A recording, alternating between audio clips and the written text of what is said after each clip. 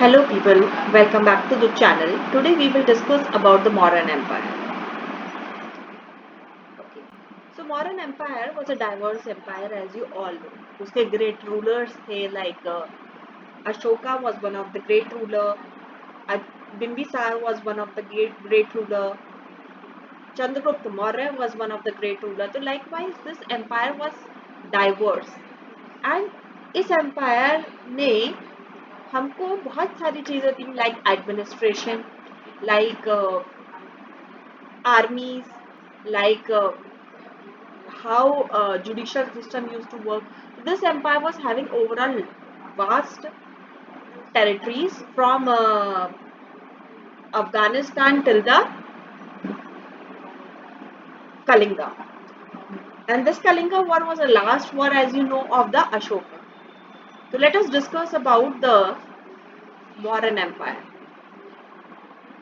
ये Mauryan Empire कैसे establish हुआ? First of all it was establish after the defeating the Nanda dynasty. Nanda dynasty के जो लास्ट रूलर थे इनको डिफीट करके किसने डिफीट किया था? चंद्रगुप्त मौर्य ने with the help of the Kautilya. जो कौटिल्य थे ही वाज हिज टीचर और गुरु. उनका बेसिक जो उनका फंडा था दैट वाज अखंड भारत. कि उन्होंने अलाई सिस्टम पे उन्होंने वर्क किया कि हम कैसे अपने अलाइज क्रिएट कर सकते हैं जो कि वीकर है but defeating them in the Wars. And जितनी भी इनकी नीतियां थी इनको कहते थे Chanakya Niti which was taken forward by the Chandragupta Maurya. But Chandragupta जो थे ही लेटर ऑन बिकेम जैन वोंग इन द श्रवण बुगोला में उन्होंने जैन बन गए थे. And this dynasty was fall into the hand of the second king which was the Bindusara. तो बिंदुसार के हैंड में ये डायनेस्टी आ गई जिनको अमृतगथा भी बोला जाता है. अब चंद्रगुप्त मौर्य के टाइम पे काफी सारे ग्रीक रूलर्स आए लाइक उन्होंने डिफीट भी हासिल करी तो उनके ग्रीक ऑथर्स आए, ग्रीक एम्बेसडर्स आए. तो उनमें से one of the famous ambassador was Megasthenes जिन्होंने लिखी इंडिका. तो इंडिका उस टाइम की जो उतनी भी हमारी एडमिनिस्ट्रेशन था, हमारा सोसाइटी थी, उसके बारे में बताता था कि लाइक उसमें वर्णा सिस्टम था. It was the empire was in the fertile area like Pataliputra जो थी वाज द कैपिटल ऑफ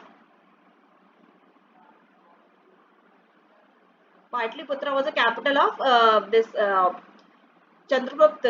तो वो उस टाइम पे बहुत ज्यादा फर्टाइल एरिया था. तो उस चीज के बारे में मेगिस्थनीज ने इंडिका बुक में लिखा है. whereas he also talk about the slavery भी होती थी उस समय प्रिविलेज. नाउ इन्होंने और चीजों के बारे में लाइक बिंदुसार ने जब गद्दी ली तब उन्होंने पैटर्नाइज किया आजीविका सेक्ट को. आजीविका सेक्ट किसने स्टार्ट किया था? आजीविका सेक्ट वाज स्टार्टेड बाय मतलब आजीविका सेक्ट बेसिकली एक सेक्ट था जिसमें उन्होंने फिलॉसफी लिखी, चारवाक फिलॉसफी जिसे हम कहते हैं.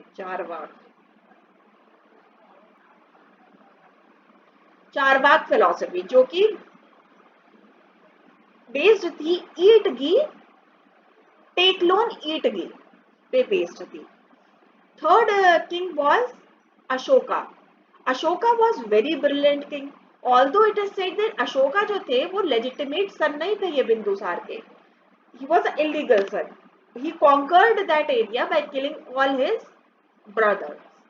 Later on उन्होंने कलिंगा वॉर किया जिसमें उन्होंने देखा कि there was so much of water blood shed कि उनको बुद्धिज्म में कन्वर्ट होना पड़ा. He saw the dead men, old women and orphan children and widow women.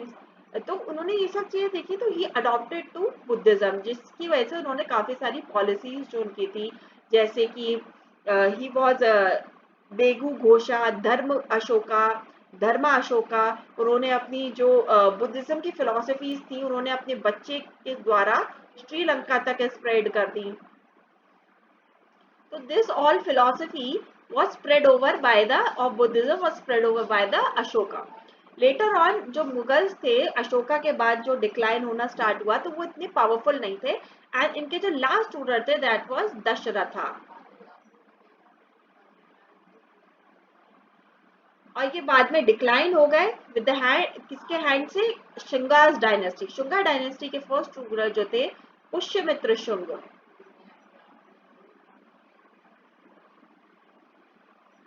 ये जो लास्ट रूलर थे he was a CM, chief minister थे किसके? चंद्रगुप्त मौर्य के। इन्होंने लास्ट रूलर दशरथा को किल कर दिया एंड लाइकवाइज जो था मौर्य डायनेस्टी वाज डिक्लाइंड।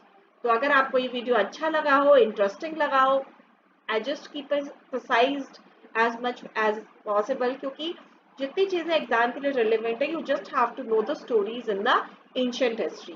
तो वो चीज मैंने आपको इंक्लूड करा दी है। So thank you very much. If you like it, please do subscribe, like and share.